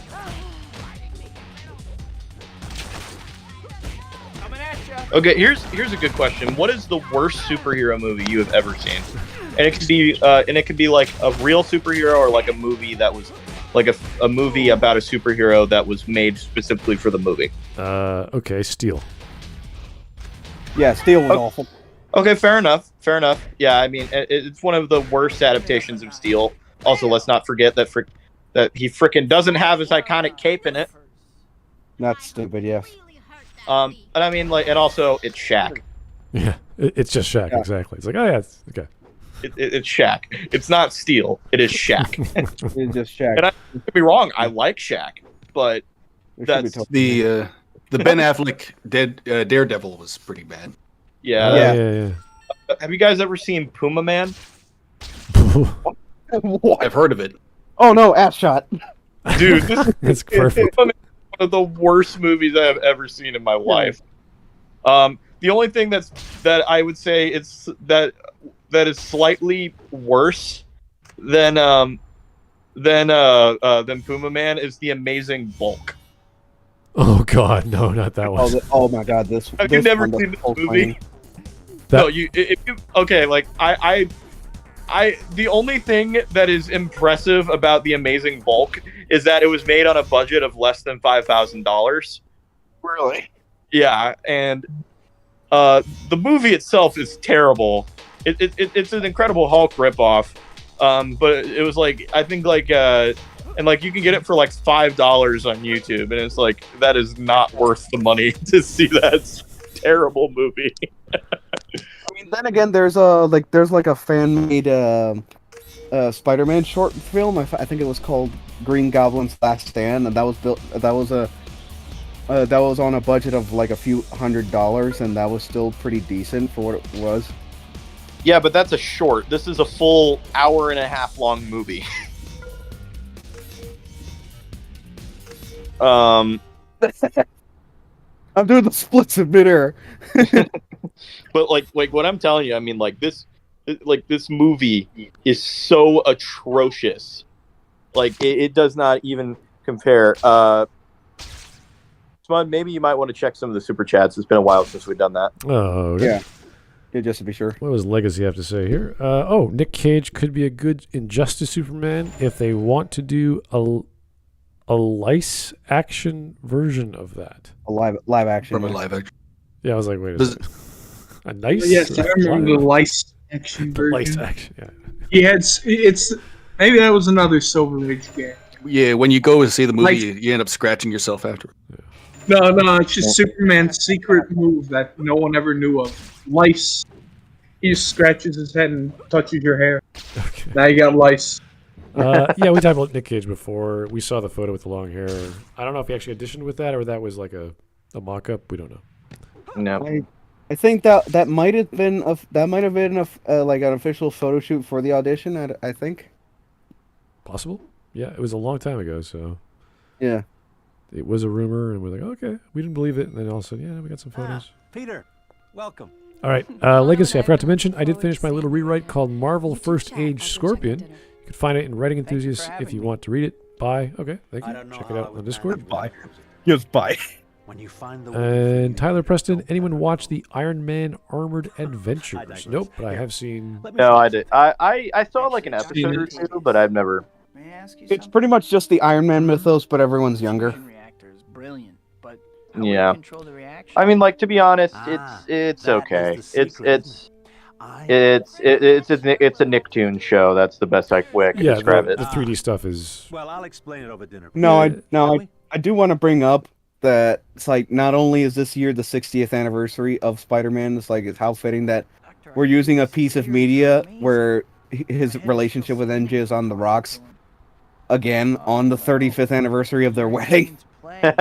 Which doesn't exist anymore because of a deal that Spider-Man made. It got reversed.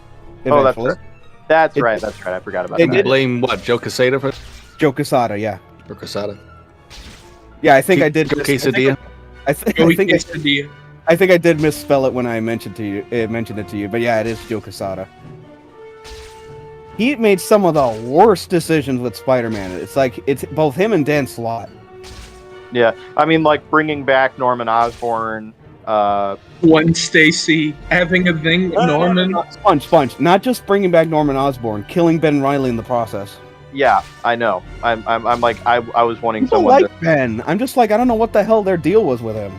And then now recently, Ben Reilly's a villain called Chasm. Well, it's because everyone hated the clones art saga, even the people writing it. Yeah, but that doesn't mean go after Ben. Yeah, people still like Ben.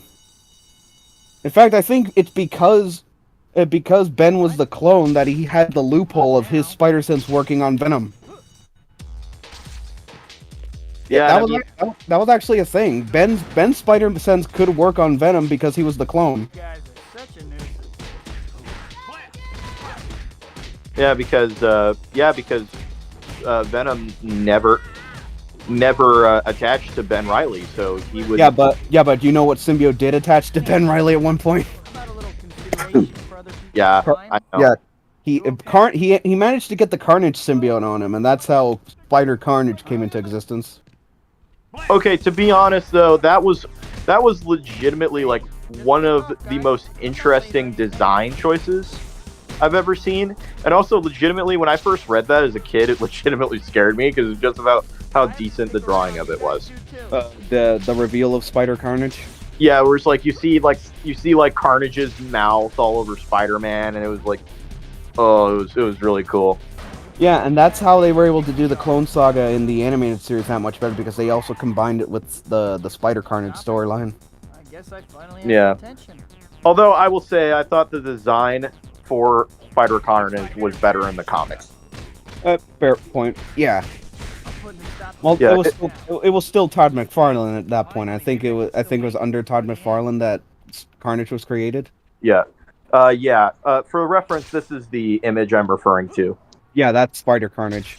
Yeah. That was when Ben Reilly had taken up the mantle, fully taken up the mantle of Spider-Man, while Peter took a break to process the whole thing of the possibility of Peter being the clone and Ben being the real Spider-Man, which was always bullshit.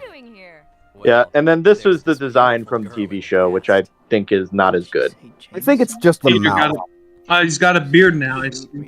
No, it looks like Spider-Man with a fucking beard. Yeah, it's just the mouth, honestly. Other than that, it's still a good design. Yeah. It's also the only time we would ever see Ben Reilly's Spider-Man costume in animation. Yeah, that's because there's the Spider-Man costume he had, which was the one that Carnage attached to, and then there's his Scarlet Spider outfit, which is what he started with. I mean, to be fair, the Scarlet Spider design is a nice design. Like it's clean, it looks nice. It's Spider-Man in a fucking hoodie. And then there's the second Scarlet Spider outfit, which was, I think that one was worn by Kane, another one of the Spider clones. I'm trying to remember the animated series. I think they tried to do a spin on the Man Spider. And oh, they did. Yeah, they did. Yeah, they did the whole. They did the whole Man Spider stuff. Yeah. They never connected it with the X-Men, and I was kind of pissed off about that because that's a whole other issue with the Savage Lands and what Magneto was doing there, and it's just they never went there. And they could have done crossovers so many times, and it's like they never. I thought that was the greatest opportunity to do that. So the way they explain it is that it's because it was a much more mutated strand of his radioactive DNA that was causing the issue. Right. It was natural. And you're like, It was more natural as opposed to outside interference in the Savage Land. Yeah, they made it a more internal story, which honestly it worked fine for how they did it. And to the point where even in the Spider Wars, which is the last story arc, they literally had one of the variants was literally a Spider-Man that was still dealing with the mutation. To the point where he literally added arms and web shooters to his costume. Yeah. It reminds me of the the character that they invented for what was it, Venture Brothers, where he literally shoots his webbing out of his ass. Oh my! Oh yeah. Not too far. Just stay with me. Fuck that. You know. it's Venture Brothers is a weird show. Let's just.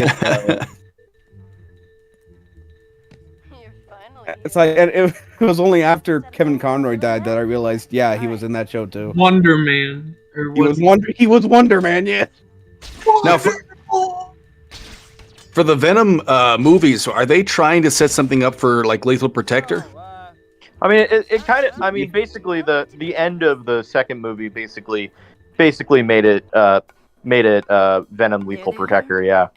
Yeah. Makes sense. It'll definitely make sense for the third movie to be subtitled Lethal Protector if they decide to go that route. Yeah, and also in addition to that, Tom Holland has expressed interest in being Spider-Man in a Venom movie. So that could be interesting.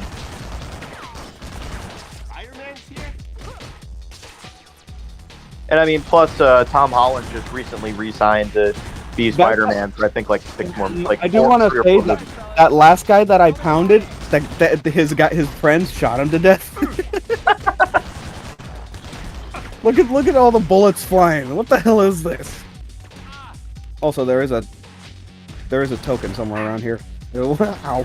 I want to get that first. Ow! I remember Tom Holland said he wasn't going to do anymore, and then. No, he recently re-signed to do Spider-Man, some more Spider-Man. He renewed the contract after No Way Home. Yeah.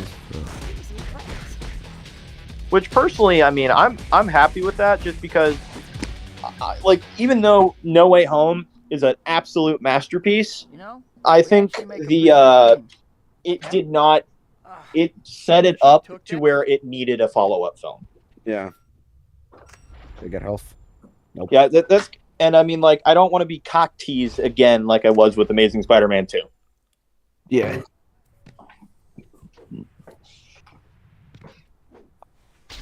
What exactly was everybody's problem with that film? There was so much going on. Its pacing's not good. It has way too much stuff going on. The character dynamics are awful. They did not learn from this chapter. I didn't expect it this soon. But I really liked Andrew Garfield though. You can sum it up as they clearly did not learn their lesson from Spider-Man 3. How wasn't I watching her? I knew Cat was. Oh, too many things. Too much going on. Yes. Yeah, and especially not to mention the fact that the movie was marketed the completely wrong way, because the only actual villain in the movie with the most screen time was Electro. Yeah, and I mean, to be honest, Jamie Foxx's Electro was awesome. I mean, it was a little better in No Way Home, ironically enough. Well, that's because in No Way Home, they actually planned for it to be multiple villains, and it was meant to kind of wrap up stories. It is still kind of a cop-out that they use the multiverse, but I'm just like, yeah, it's a major double-edged sword, that movie. On the one hand, it's like they like ground out, they close out some loose threads from the other two Spider-Man loose universes. I just want Ned Leeds. On the other hand, it's an asshole. You're looking a little down. Girl trouble. Yeah, on the one hand, they resolve some of the plot lines from the other two movie universes. On the other hand, that doesn't change the fact that it's still a major asshole. Yeah. But also, I just want Ned Leeds to turn into Hobgoblin already. We know it's going to happen. But didn't Spider-Man pass his tests? They were rigged. Get down there. They were rigged? Yeah, sure. You sure that's not biased, Jonah? But yeah, I'm pretty sure that I don't know if this chapter right here is the longest in the game, or if it just feels the longest. But yeah, we're finally getting some resolution on what happened to Quentin Beck. What do you think Beck's got this time? Who knows? He's a little loopy, right? Yes, my little tiny meat wieners. Yes, I want to. Oh, crap! What the hell, man? I'm eating Vienna sausages. Anyway. I'm eating Vienna sausages. I'm sorry. Whoops. Sorry about that. I'll at least give the game this. This is a very unique Mysterio design. I always like Mysterio. It's probably my favorite Spider-Man villain.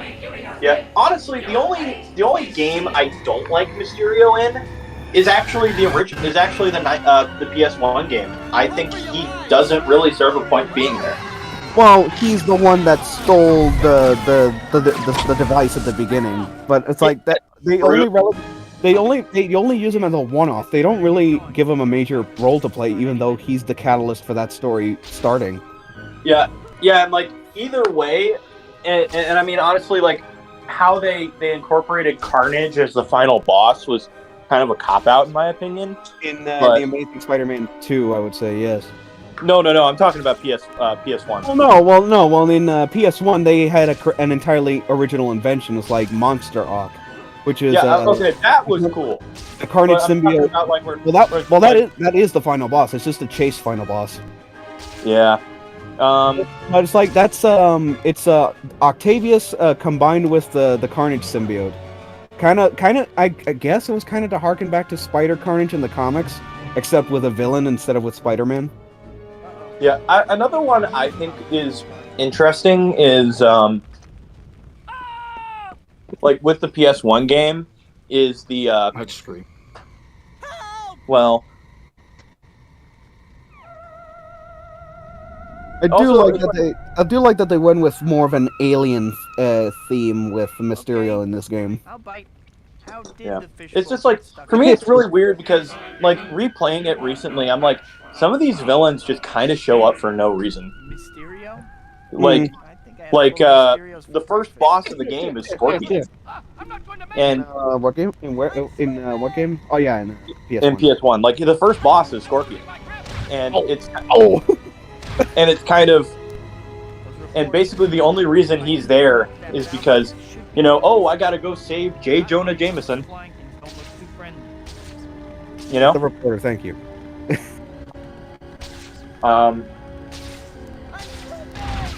Rhino literally just shows up. Well, all of them are part of the master plan except Scorpion. Scorpion just wants revenge on Jonah for putting him in the Scorpion suit in the first place, which has always been a thing. Yeah. I mean, I'm just like, how the hell was Beck able to cause this much mayhem in a minute? Yeah, but also, you know, friggin' Venom friggin' kidnaps your wife, and then. Oh yeah, he's not part of the plot either. Of the master plan. Well, technically, he does help you out after that. Yeah, he on your side, but I'm talking about the villain side. Right. It has nothing to do with the villain side of the plot until. What you guys are describing is just like, it sounds like just one big excuse to have these characters in the game somehow. Well, Sam, it was the year 2000. It's like, of course. Yeah. It's like, oh look, I remember that guy. And then Captain America just shows up at the end, and he's like, "Hi." Well, not at the at the end of the game, yeah. I'm just picturing Leonardo DiCaprio pointing at the screen. I mean, despite the low poly designs, despite the low poly models, they were still able to do a good job at staying true to all of the designs of most of the characters. Scorpion's design was for the most part a new creation, but almost most everyone else was very faithful to the comics. Yeah, honestly, I actually prefer the PS1 design for Scorpion compared to the other designs, and a lot of people generally do.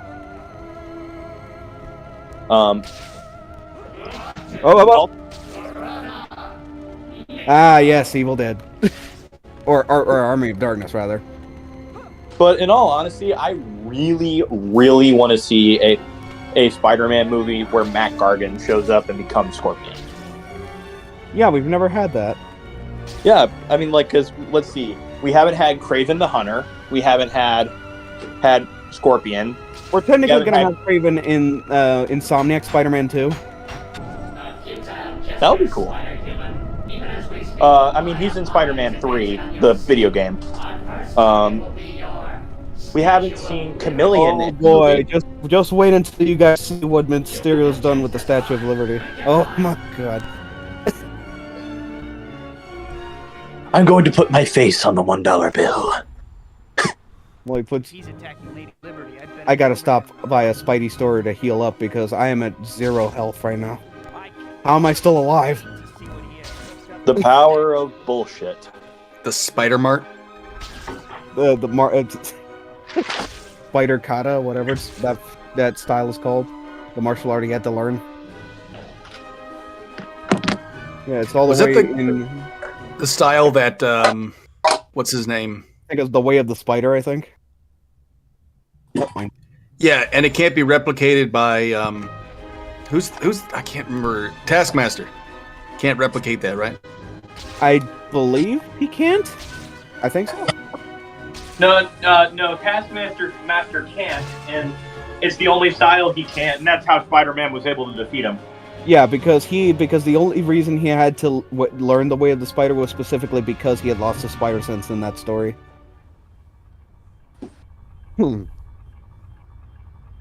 UFO invasion. Right. And yeah, it's like it's like everything involving Quentin Beck in this game is pretty much like its own highlight of the game. So because look at this, I'm pretty Where sure. did he get all this tech? I mean, well, he is I mean, just like in the comics, he is still like a big time Hollywood special effects guy. Yeah.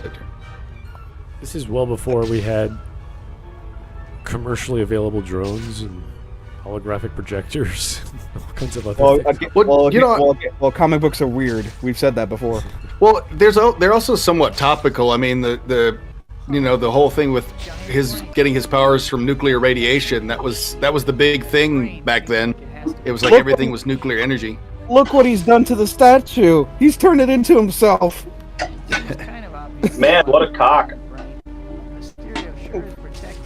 You could even say that the Clone Saga is a result of that, because cloning was politically topical during that time as well. Yeah, because Dolly had just happened. Mm-hmm. Oh yeah. You even saw that with Star Wars, like they cloned the Emperor. I'm talking about the legacy, or was it the Legends? Not current Star Wars, obviously. Yeah, you mean the extended universe stuff? Yeah, what did they call it? Dark Empire? The Legends continuity. That's what they called all of it. Yeah. Together. Yeah, basically we gotta destroy the 8 orbs and get to the power source of the illusion. And again, I said it before. It's like, but I do like that they took it on a new direction for this, and you can clearly tell that the developers like gave this much attention to Mysterio because he was supposed to be in the movies. Okay, here's a real question for you. If you could remove any major Spider-Man villain from his continuity, who would it be? The Jackal. I don't really consider Jackal a major villain, though. He's the reason Clone Saga happens in the first place, dude. Okay, yeah, that's true, but you could take like Venom and Carnage outside; it'd be just fine because they just aren't they just a meteorite? Something that came out of a well, not in the original. Venom originally was a black suit that he wore for the Secret Wars. Yes. And later it was revealed to be a symbiote. Yeah, and then some adaptations of the story like have it so that John Jameson goes up into space, finds a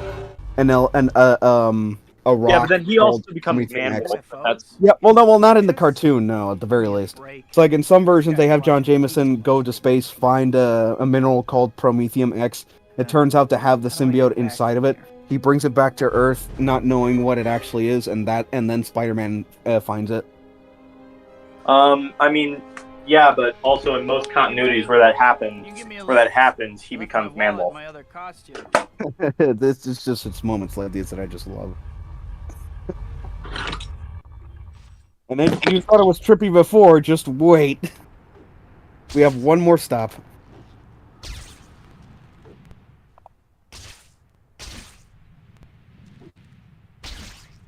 I never really liked Sandman, not because I thought he was like a bad villain. I just thought his power was way too overpowered to.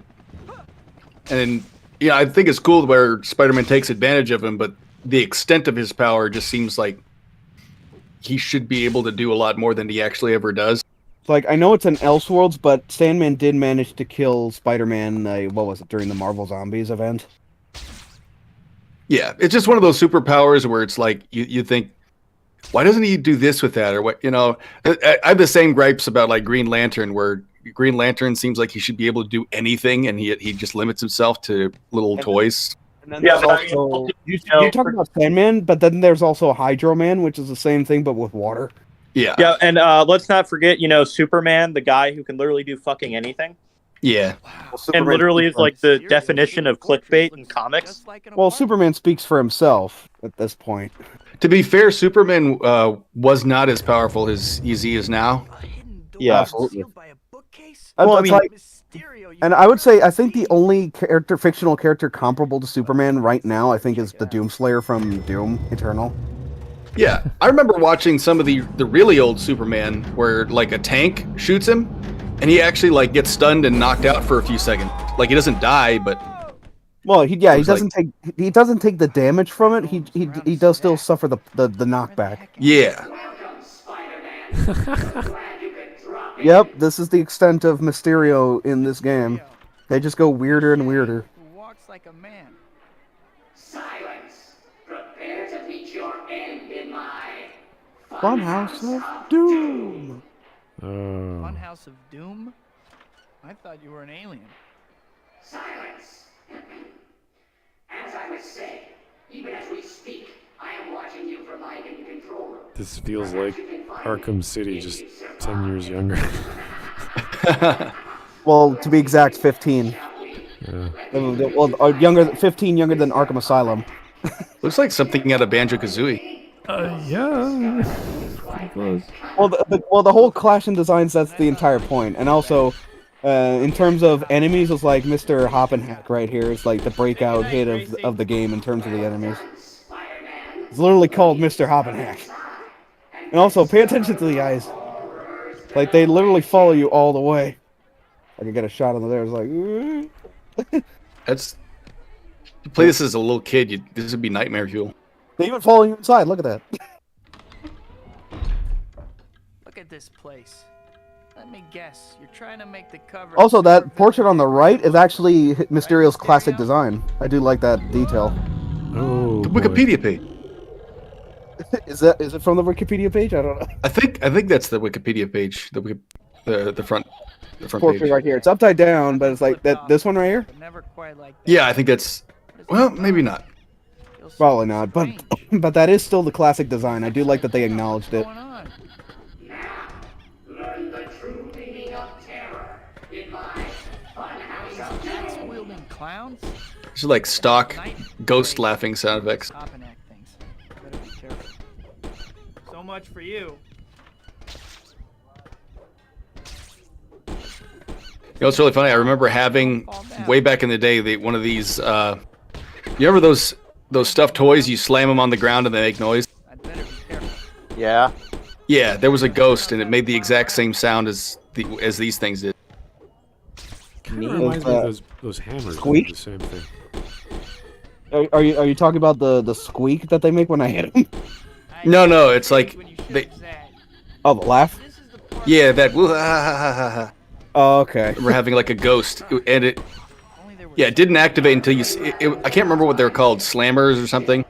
Your run of luck can't last forever. How much longer before my traps bring you down, Spider-Man? Nice. The only thing bringing me down is your crummy attitude, sourpuss. that is classic Spider-Man.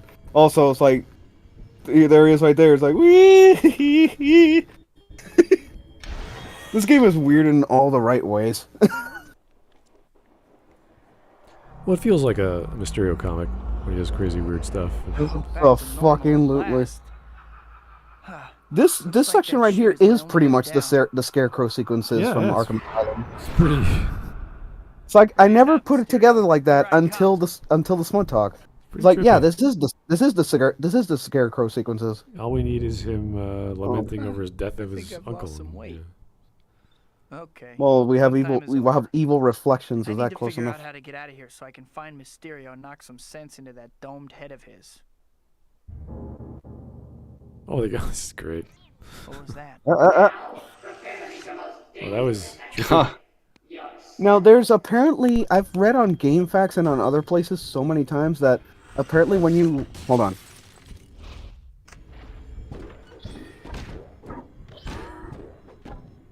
Oh, this is weird. Oh dear Christ.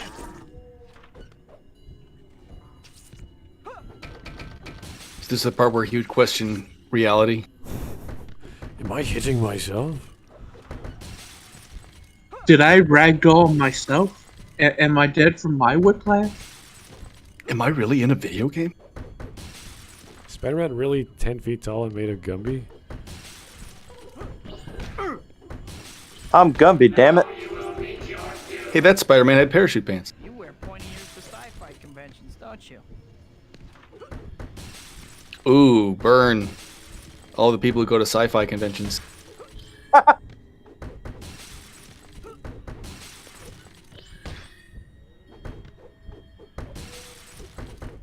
Made it really personal. It's like, you probably watch Star Trek, don't you? Yes. That does it, Spider-Man.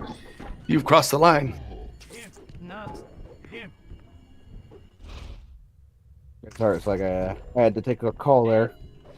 But I was going to say, it's like, apparently it's like whenever you hit like the copy Spider-Man here, it's like supposedly the Easter egg with them is that whenever you hit them, you're supposed to hear a note from the theme that plays during the intro, like the demo cinematic in the first movie game, and I cannot hear it for the life of me.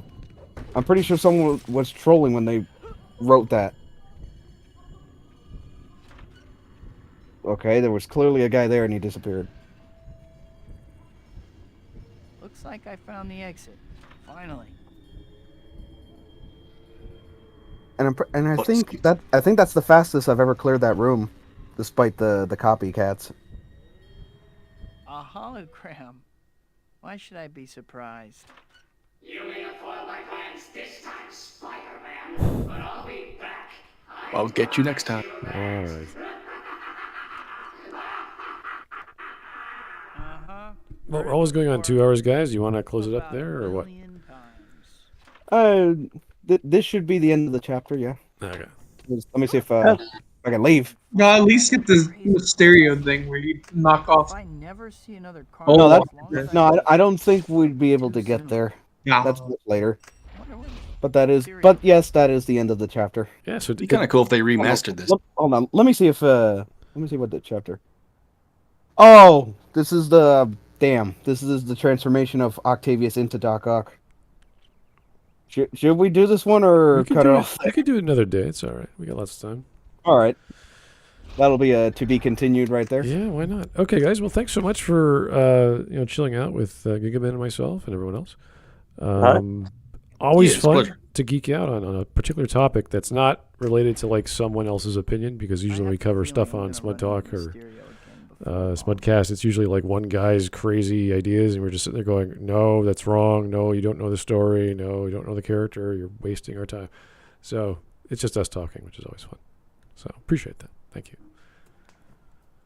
So yeah, we'd happy to have you on again. Just having a good time and relaxing. So thanks so much, guys. Yeah, appreciate it. We do have Legacy mentioning something about his story. He rewrote one of the characters in the Discord. We do have people write stories now and again, but check it out. I'll go over there myself and see what he wrote. Any suggestions for videos to cover, please leave in the suggestions area. We also have one specific to anime for Anime Day tomorrow, in case there's a specific video we want to cover or you guys want us to cover. It's great. And yeah, we'll talk to you real soon. Thanks a lot. Good night. In the immortal words of Uncle Ben, with great power, there must also With great power comes great responsibility, Peter. Yes. With great power comes great big booty bitches. Good night, everybody. Night. Good night. Night.